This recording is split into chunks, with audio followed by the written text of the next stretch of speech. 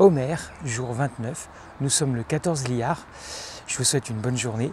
Et aujourd'hui, nous allons retrouver le Rav Yehoshua qui dit « Le mauvais œil, le mauvais penchant et la haine des êtres vivants expulsent l'homme du monde. » C'est la Mishnah 11 du chapitre 2. Et vous connaissez le thème du mauvais œil qui est aussi très important dans les pays séfarades, dans les pays d'Afrique du Nord notamment, mais aussi dans le bassin méditerranéen. Aujourd'hui, on ne va pas parler du mauvais œil, mais plutôt du contenant, de l'apparence, d'une certaine façon. Je vais vous raconter une histoire.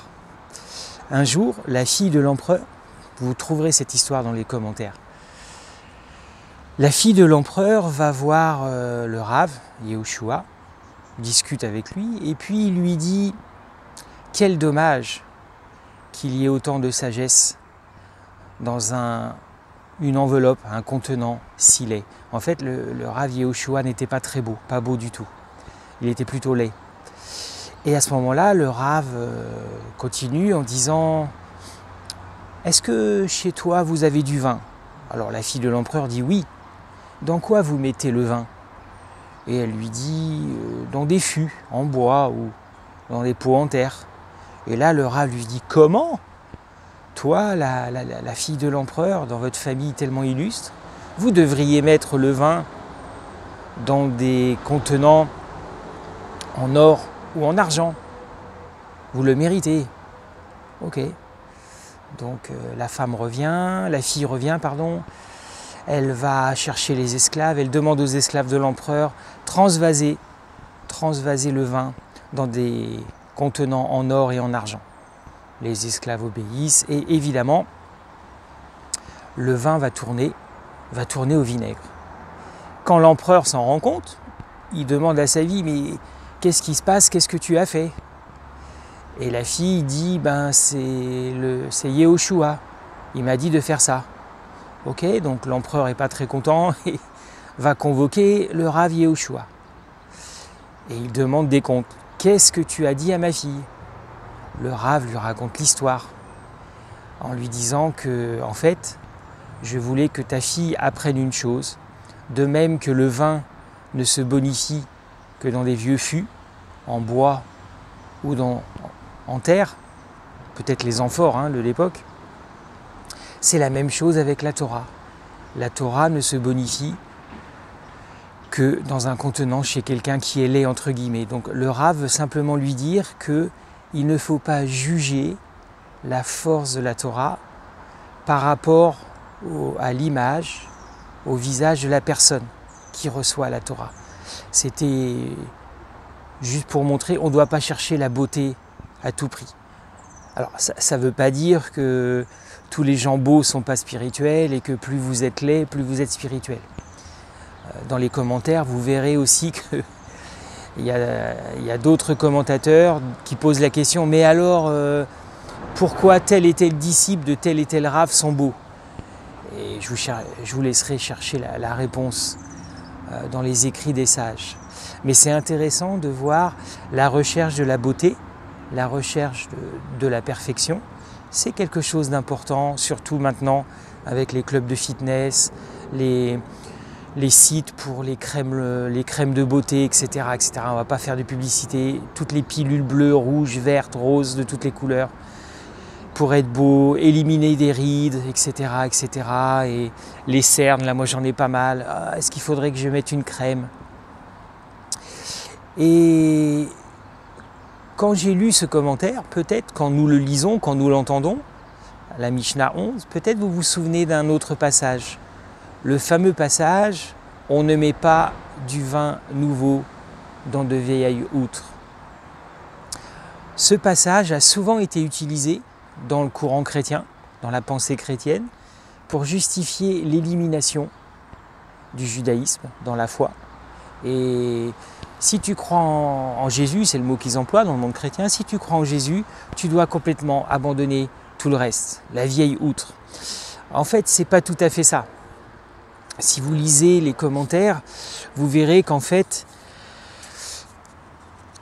le mot neuf a deux traductions. Il y a le vin nouveau en grec, néos, Et puis une autre possibilité, kainos, qui veut dire nouvellement préparé.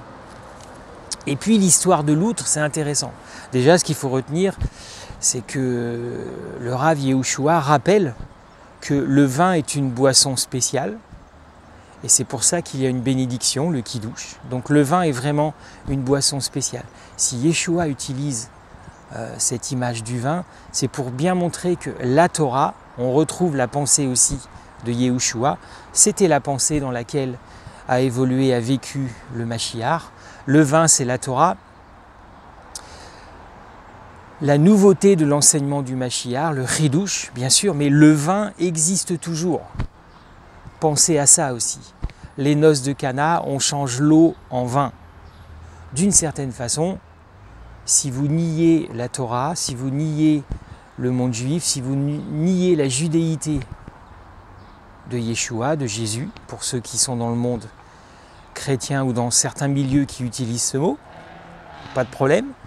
C'est comme si vous faisiez les noces de Cana à l'envers. C'est comme si vous aviez changé le vin en eau.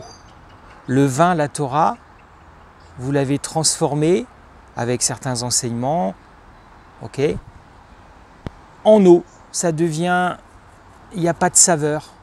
Oui, c'est liquide, c'est toujours un liquide, mais en fin de compte, vous avez enlevé la richesse. Le vin s'est transformé en eau, c'est fade. Et quelquefois, honnêtement, la théologie de la substitution, ça peut être fade.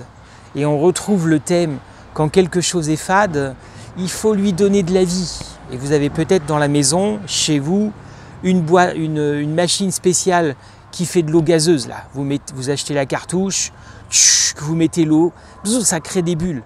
On retrouve le mouvement. Eh oui, quelque chose de fade, quelque chose de plat, on va mettre de la bulle, on va mettre de l'agitation pour lui donner un peu de vie. C'est pas ça. Les noces de Cana, c'est l'eau transformée en vin. Ce liquide spécial, comme le rappelle la pensée juive. Ne transformons pas le vin en eau par une théologie complètement de substitution et qui élimine la judéité. Et en plus, si vous croyez dans les 10 paroles, comment vous pouvez enlever la judéité des autres commandements et la judéité de Yeshua? Mais c'est une autre question. Et ce qu'il y a d'intéressant dans la parabole des outres, vous pourrez lire Matthieu chapitre 9 dans l'histoire du vin et des outres. Oui, on ne peut pas mettre du vin nouveau dans de vieilles outres. On met du vin nouveau, renouvelé, avec un ridouche, quelque chose qui est renouvelé. Il y a du ridouche dans la Torah. La pensée juive n'est pas contre ça. Les Pérouchim disent même qu'une étude de la Torah où vous n'apportez pas quelque chose, c'est pas une étude. C'est terne, c'est plat, c'est de la lecture, c'est pas une étude. Donc le ridouche n'est pas interdit, ça fait partie de la pensée juive. Et c'est ça qui nous enrichit, c'est le renouvellement. On apporte un petit plus. Mais on ne transforme pas le vin en eau. Le vin est toujours là. Pourquoi les outres? C'est quoi l'histoire des outres? C'est comme dans l'histoire de Yehoshua. Si vous mettez le vin, la Torah, dans un mauvais contenant qui ne correspond pas, qui n'est pas préparé, ça va mal tourner. Ça va tourner au vinaigre. Et on peut dire quelquefois que dans l'histoire du monde, eh bien, la substitution des sages du monde chrétien, parce que le monde chrétien a aussi ses sages, il les appelle les pères de l'Église. Il y a des pères de l'Église qui ont fait des choses pas très bonnes dans leurs écrits. Je pense notamment à Justin, on pourra en parler un jour, faire une étude peut-être historique sur les textes de Justin. Ça tourne au vinaigre. Avec le temps, ça devient de plus en plus aigre. Et l'aigreur, ce sont les persécutions, les Talmuds brûlés, l'expulsion des Juifs, les vêtements spéciaux, la crécelle, la couleur jaune sur les vêtements, et vous connaissez la suite.